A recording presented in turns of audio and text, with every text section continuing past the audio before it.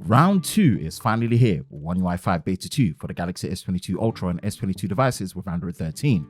After our first breakdown of Beta 1, it's now time to take a look and see what new features and fixes Beta 2 brings. Hi, Ben from SamMobile. If you enjoy new and exclusive videos like this, then be sure to like, subscribe and turn on notifications so you don't miss any new videos on YouTube with SamMobile TV. Here's our first look and breakdown of One UI 5 Beta 2. Let's dive straight in. As you can see from the software information section, the last 4 figures of the build number end with ZVHK, which is an upgrade from the previous ZVH4 from Beta 1. Just for reference again, our model is using an Exynos 2200 S22 Ultra S908B model for UK and Europe, so access to Beta 2 will be dependent on your model and region. The first feature we are now finally glad to see active and working is the ability to disable RAM+. When you head into the device care settings under memory, when you go further down to RAM+, there is now a toggle for RAM+ to be disabled. This still requires you to restart your phone also when you enable it, but regardless, this is great to see that this option is finally here. Under battery and device care, there is now a new maintenance mode.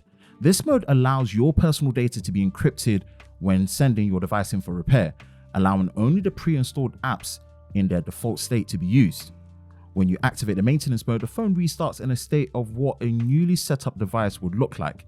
An icon will be indicated on the drop down at the top that your device is in maintenance mode, which of course you can disable when you finish and reactivate it with your PIN or biometric unlock to return back to the original state.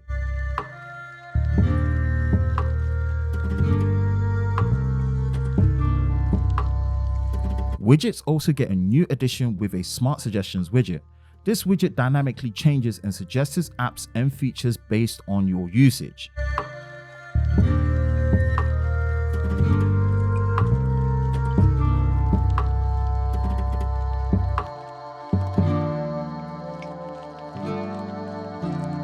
There is now a privacy detection feature where, in the share panel, a notification will pop up to let you know when you're sharing photos with sensitive information such as your credit card and ID. There are also slight visual changes made to the OS as well.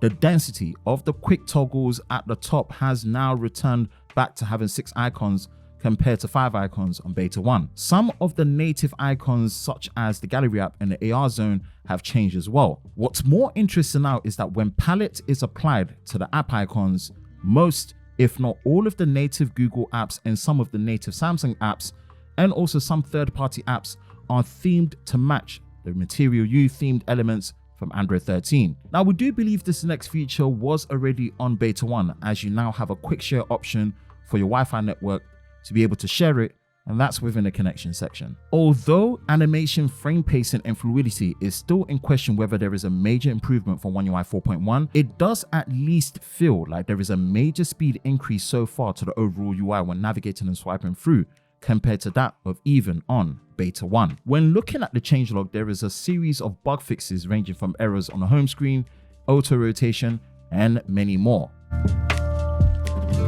2 beta versions in 1 month? Yes please. And indeed, it looks like Samsung are on a roll and determined to have a solid final release for their version of Android 13. News is out that there is potentially a release time for the final OTA around October the 17th. And if that's the case, then it looks like Samsung are on the right course and will be ready once that time comes. Do you have access to One UI 5 Beta 2?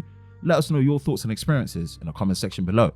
For the latest news in the world of Samsung Daily, be sure to visit us at SamMobile.com. And for the latest videos on YouTube with SamMobile TV, be sure to subscribe and turn on notifications, and we will see you next time.